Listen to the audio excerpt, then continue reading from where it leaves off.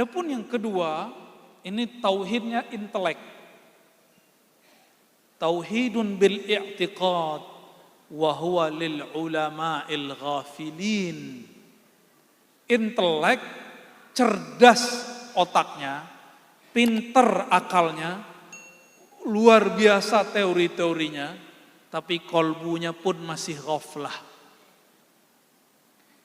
Ini level para teolog. Itulah sebabnya banyak ilmuwan agama manapun, apalagi agama kita. Kalau baru sampai di level ini, maka orang lain itu bagi dia saingan. Beda faham dikit dicari-cari kesalahan. Cuma sayangnya ulama kok banyak yang begini. Makanya jangan heran kiai-kiai berantem. Bener ya? Ustadz saling bid'ah membid'ahkan, bener gak? Kalau dulu pemandangan kita cuma lihat Aswaja lawan Wahabi. Nanti jangan kaget, Aswaja versus Aswaja. Kayak main sepak bola aja ya. Jangan kaget. Nanti Ahlus Sunnah lawan Ahlus Sunnah. Dan yang paling prihatin lagi, orang tarekat lawan orang tarekat. Jadi tidak semua orang tarekat jadi arif. Dia paling-paling baru tahu ilmu tarekat. Kolbunya masih ghafilin. Ciri-ciri orang ghafilin sibuk sama aib orang lain. Ciri-ciri orang ghafilin yang lalai masih sibuk mencari kesalahan orang lain. Kalau kita seharusnya sebaliknya, kalau pengen naik kelas. Tapi kalau level ini, inilah yang ditegur oleh Imam Ghazali. Imam Ghazali menyebut mereka al-mughtarrin atau al-maghrurin, orang-orang yang tertipu, atau disebut juga di Muqaddimah Hikam ulama su, bukan ulama sok, tapi sama sih ya. Su masoon, beda umao, hampir sama. Pakai dalil tapi digunakan untuk kebencian. Pakai dalil tapi digunakan untuk mencari kesalahan. Nah ini. Dia bertauhid, teori-teorinya bagus, belajar sifat 20. Khatam kitab Sanusi. Syarahnya juga lengkap. Apa yang masalah di orang ini? Dia mengira bermakrifat kepada Allah itu cukup bil akli, dengan akalnya. Baca kitab beres. Enggak cukup. Itu kitab Sanusi disyarah oleh Imam Ad-Dusuqi. Beliau menyempurnakan kitab itu dengan tarekat sufi. Maka di bagian belakang itu ilmu ma'rifatullah, ilmu tasawuf. Karena beliau prihatin melihat orang-orang ahli kalam, ahli akidah, ahli sifat 20 kok malah berantem.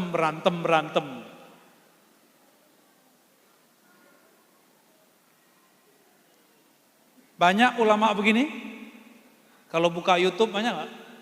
Banyak. Sama-sama kopiah hitam, ya. Sama-sama aswaja, sama-sama ahlus sunnah. Jadi nanti pemandangan yang menyedihkan di akhir zaman ini, perselisihan dan kebencian itu tidak lagi antar sekte-sekte, memang mereka berbeda, tapi mereka sebenarnya sama.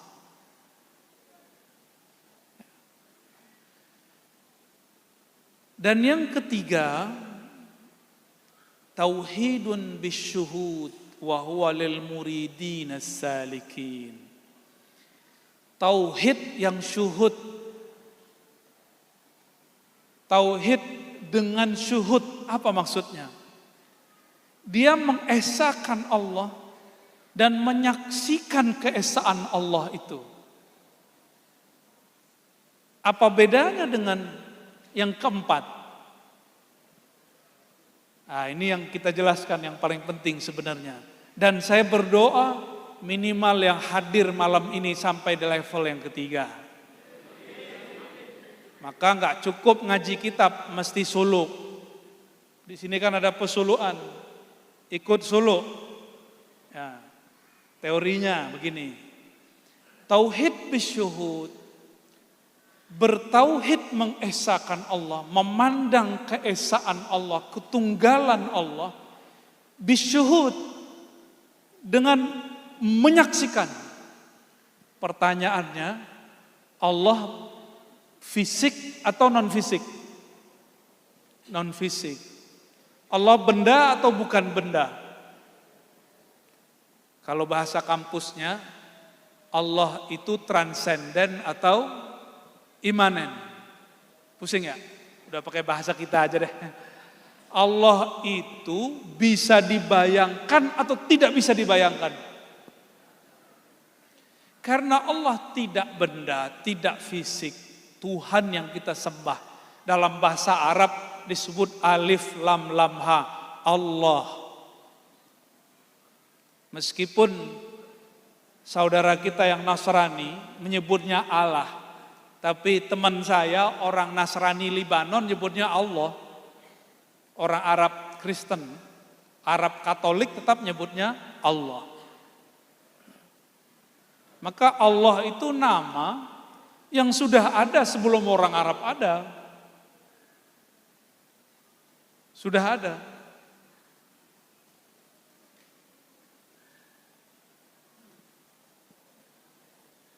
Allah Subhanahu wa taala menyebut namanya Allah. Masih ingat kisah Nabi Musa surat Thaha? Hai Musa, innani anallahu la ilaha illa ana. Innani, sesungguhnya akulah Allah. Maka Allah menamakan dirinya dengan huruf alif lam lam ha. Allah. Jika ingin mengenal yang punya nama, sebutlah namanya. Inilah yang disebut dalam surat Al-Muzammil, wazkurisma rabbik wa tabattal ilaihi tabtila. Sebutlah nama penciptamu, pengatur alam semesta. Siapa nama Tuhanmu, penciptamu? Wazkurisma rabbik, sebut nama Rabbmu. Siapa nama Rabbmu? Jadi bacaannya apa? Allah. Maka salah satu cara awal tauhid bisyuhud namanya musyahadatul asma. Penyaksian nama. Ini tingkatan syuhud. Level satunya apa? Musyahadatul asma. Menyaksikan namanya berdiri di dalam diri sendiri. Bercahaya di dalam kolbu. Itulah level tauhid ketiga. Maka mohon maaf bukan melebih-lebihkan kaum sufi dan thariqah. Orang yang berbaiat lalu zikir kolbu, dia langsung naik kelas walaupun tidak pernah nyantri, walaupun gak pernah kuliah, ke level yang ketiga. Meskipun dia gak tahu itu kelas apa. Ketika seorang mursyid mentalkinkan kepada si murid, masuklah nama Allah dari lisannya ke dalam lisan kolbunya. Disebut wajilat qulubuhum, bergetar kolbunya. Di saat itulah dia masuk ke level 1. Di tauhid bisyuhud. Nama Allah yang kita masyhurkan berdasarkan hadis Nabi, inna lillahi tis'a wa tis'ina isman mi'ah illa wahidah man ahsaha dakhalal jannah. Hadis Bukhari, Muslim, Abu Daud, Tirmizi dengan riwayat yang berbagai macam. Allah memiliki 99 nama. Ini bukan pembatasan. Ini hanya contoh, karena nama Allah banyak.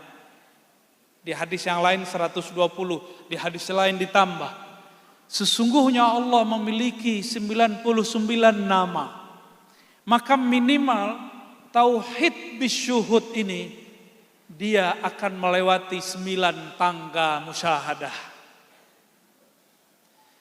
Maka siapa saja orang yang dia menaiki tangga Rahman, dia akan mencintai semua makhluk, hatta hewan yang dianggap hina.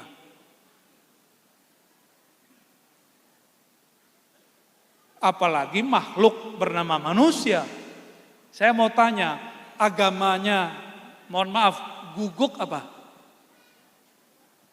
Tahu anjing, tahu? Nanti kalau ketemu anjing, sapa aja, anjing lo gitu. Dia nggak marah, Pak. Tapi kalau manusia bilang anjing lo, marah dia. Ya, ketemu anjing boleh ya. Idza mararta bil kalbi fakul ya kalb. Anjing agamanya apa? Ada gak agama anjing? Gak ada agamanya, gak tahu kita. Tapi kan dalam Al-Quran disebut bertasbih apapun yang di langit dan di bumi, termasuk si guguk itu. Maka ketika ada seorang pelacur, yang kemarin lagi debat, apakah melacur itu bagian dari profesi atau tidak, sehingga dihaluskan namanya jadi pekerjaan PSK. Orang ini, perempuan ini melihat ada anjing kehausan. Ternyata di alam ruh, sebelum dia dilahirkan, ruhnya mendapatkan 1 tetes rahmaniyah Allah. Dia kemudian turun dari tebing, nggak ada gayung, dipakai sendalnya, ambil, dikasih ke yang nggak jelas agamanya tadi. Mas, kalau ada orang kena musibah banjir, nanya dulu nggak agama kamu apa? Gimana Mbak? Ada orang kena gempa, rumahnya roboh, nanya nggak? Syahadat nggak? Nanya nggak? Nggak ada tanya begitu. Kalau begitu kalau nanya seperti itu berarti belum masuk ke tangga rahmaniyahnya Allah Subhanahu wa ta'ala. Orang itu bayangannya beragama itu ngancem-ngancem. Waktu dulu nggak sholat, waktu kecil orang tua kita bilang apa? Kamu sholat, kalau neraka, gitu nggak? Itu orang tua produk madrasah An-Nariyah. Boleh nggak? Boleh. Cuma kok yang ditampilkan sekolah-sekolah kurikulumnya neraka. Kenapa cuma itu? Kenapa hanya jalalnya Allah, tidak rahman jamalnya Allah? Coba nanti di rumah dicek. Asmaul Husna, Al-Asmaul Husna lebih banyak isinya kasih sayang atau kebencian. Kayaknya juga nggak ada tuh Allah Maha membenci, ada nggak? Al-Muntaqim artinya bukan Maha membenci, Maha membalas. Al-Qahar, Al-Jabbar juga bukan. Tidak ada satu nama pun dari nama-nama Allah dia Maha membenci. Tapi kenapa hari ini orang yang mengaku menjadi hamba Allah di kalbunya tersimpan kebencian-kebencian? Karena dia belum tauhid bisyuhud. Nama Allah belum nyantol, udah ngomong ma'rifat.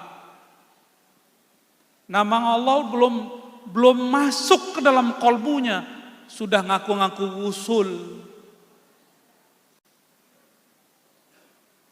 Ini tauhid bisyuhud. Level 1-nya apa? Menyaksikan nama Allah terpancar dalam kalbu. Maka para ulama-ulama sufi dari masa ke masa, kita ambil saja imam yang diikuti thariqahnya oleh guru kita, Al-Imam Muhammad Bahauddin Syah Naqsyaband. Kenapa beliau tidak menyebut thariqatnya thariqat Muhammadiyah atau thariqat Bahaiyah? Namanya kan Muhammad Bahauddin.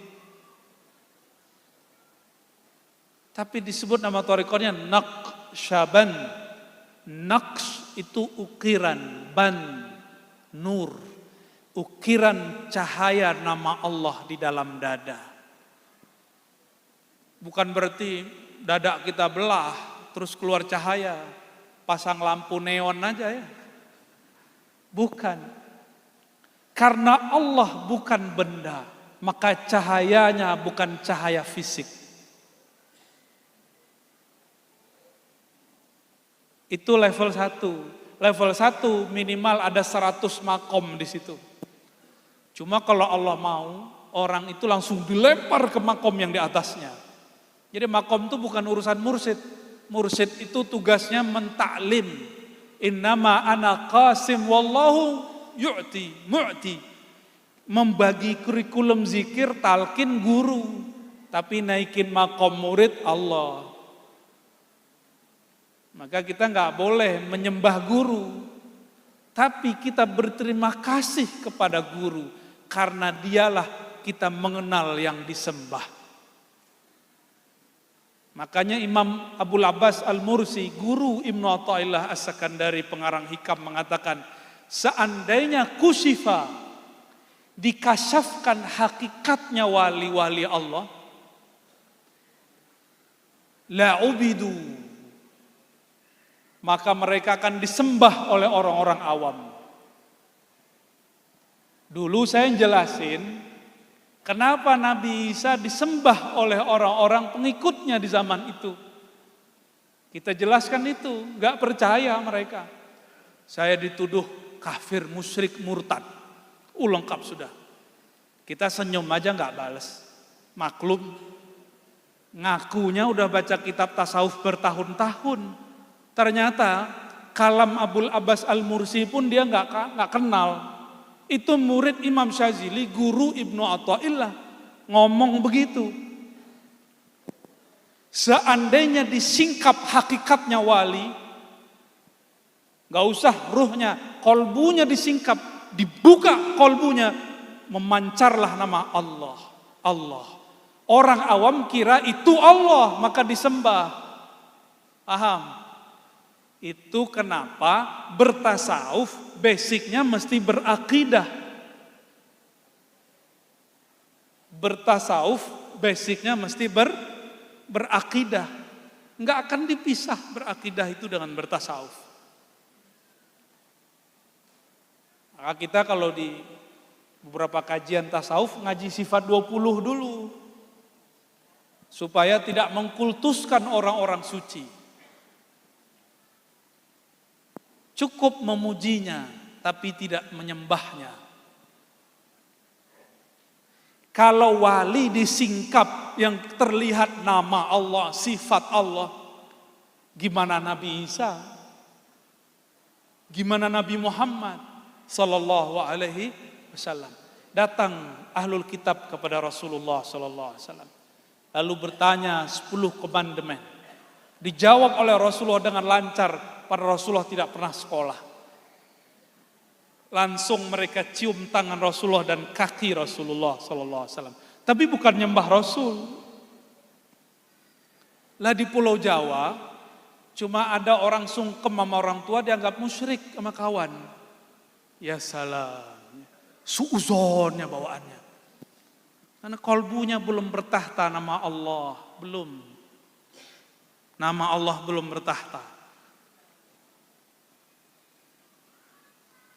Maka saya menyarankan yang hadir, ya, mulai banyak ikutin.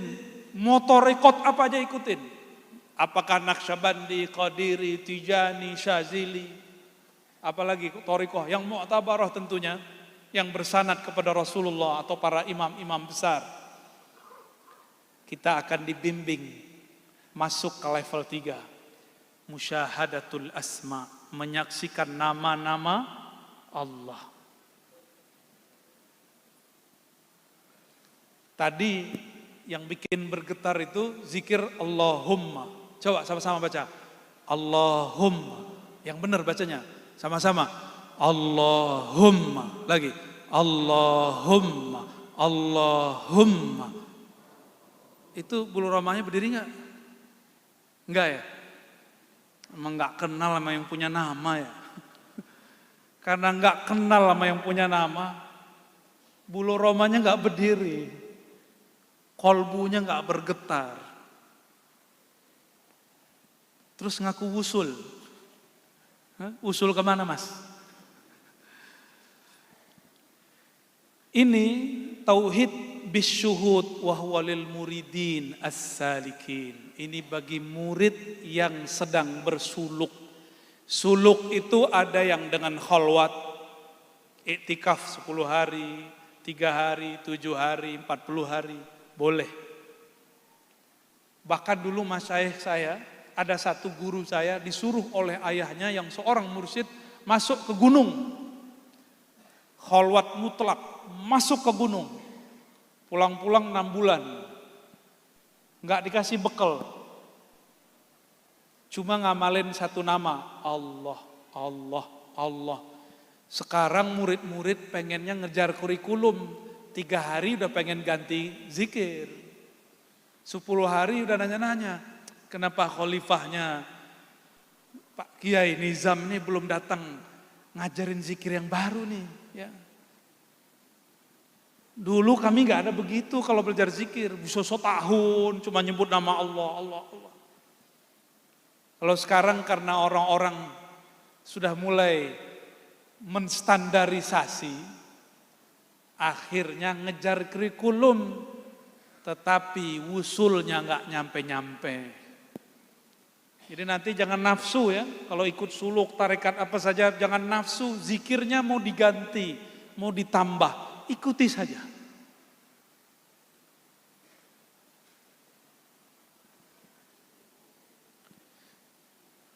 Jadi ini untuk murid dan salik. Ada suluk khalwat, ada suluk namanya jalwat. Sidi Syekh pengarang matannya, Syekh Mahmud Afandi, nama torikotnya Jalwatiyah atau Jalutiyah. Jalwat lawan khalwat. Jalwat itu keramaian atau terang atau kasyaf. Meskipun dalam keadaan biasa, dia hatinya tetap berkhalwat bersama Allah.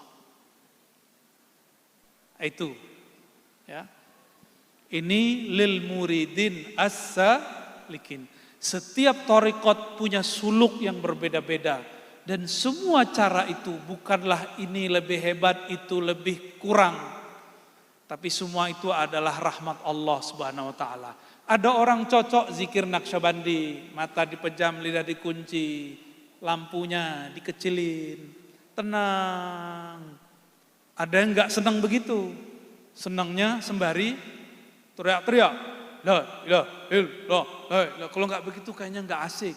Dasar suka ngerok dulunya. Sebelum tobat ini rocker.